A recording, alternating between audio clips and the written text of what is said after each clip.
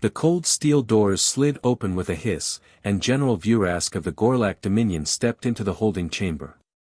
The scent of fear hung in the air, laced with the sterile tang of the ship's recycled atmosphere.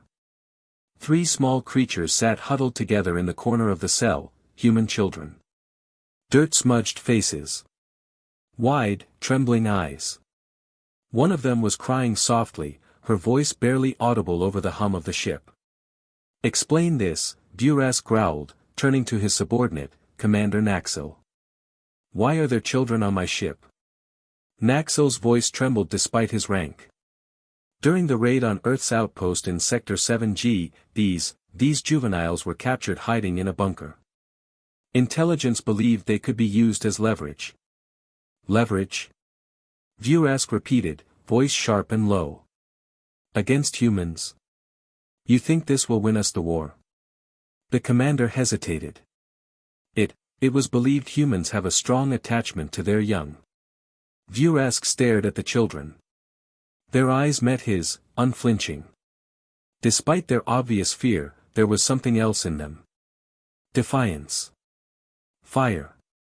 One of the boys, no older than 7 standard cycles, stood up, fists clenched, ready to protect the others with his tiny frame. "By the stars," Vurask muttered. "You have no idea what you've done." Halfway across the galaxy, the United Terran fleet received a transmission, encrypted, tagged urgent. "Gorlak vessel, Dominator, has taken human children as prisoners."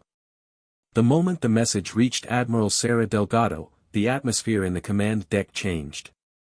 Silence fell. The crew looked to her. She didn't hesitate. "Plot a jump. All fleets. Full burn. Now. No speeches. No declarations of war." They didn't need one. Humans had an unspoken rule: you don't touch our young. Back on the Gorlak ship, Vurask sat in his quarters, staring at the feed from the holding cell. The girl was now comforting the younger boy, singing some kind of Earth lullaby in a language the translator struggled to decode. Something ancient. It stirred something in him, something like guilt. He had been a warrior for centuries.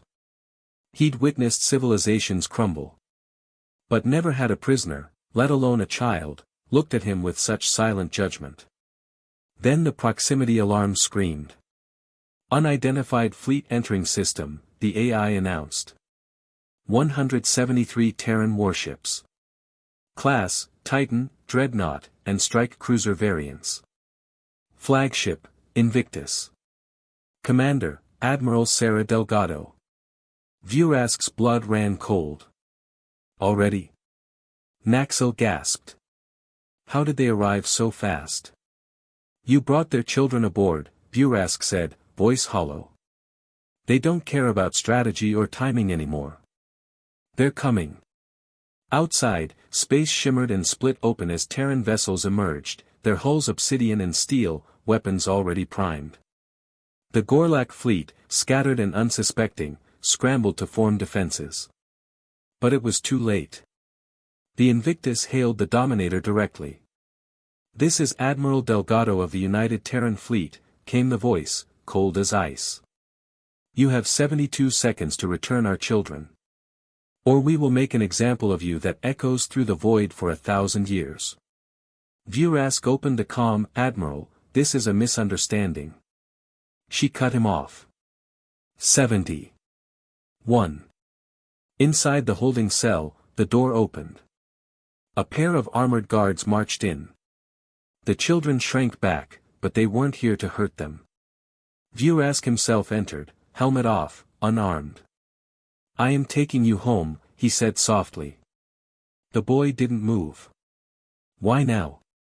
"Because," Vurask sighed, kneeling, "your people are not like any I have known. And they will destroy us if I don't." The handoff was swift. A Terran shuttle docked with the Dominator under heavy guard. The children stepped out, eyes wide at the sight of towering human marines. One of the soldiers, a woman with a scar across her cheek, dropped to her knees and pulled the children into a hug. She didn't ask questions. She just cried. Above them, the Invictus loomed like a god of vengeance. Delgado's face reappeared on the screen.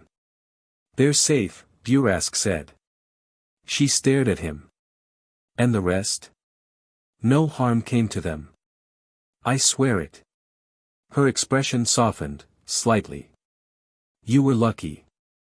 Then she said something that would be recorded in every historical archive across the galaxy. "Did you capture human children as prisoners?" she asked. Burask hesitated. She leaned in closer to the camera. "You are insane." The transmission ended. Later, in the Gorlak Council chambers, Burask stood before his superiors. They questioned his decision. Demanded to know why he gave up hostages without battle. Why he bowed to human pressure. "They're not like other species," Burask said. "You don't fight humans by hurting their children. You awaken something, ancient. Violent. Unrelenting. I've seen war. I've seen death. But I've never seen the kind of fury that comes from a human mother who thinks her child is in danger." He paused. "Capture their fleet. Take their territory. Destroy their cities. They will rebuild. But touch their young, and you will not find a hole deep enough in this galaxy to hide from them." The chamber fell into stunned silence. As the Terran fleet returned home, Delgado stood on the bridge of the Invictus, watching Earth's blue glow rise in the viewport. She turned to her second-in-command. "Think they'll try it again?" "No, ma'am. Not if they remember what happened today." She smiled faintly. "They'll remember." And far beyond, in the dark corners of the galaxy, where even the boldest raiders whispered of Earth, the message spread like wildfire. Never touch the children of Earth.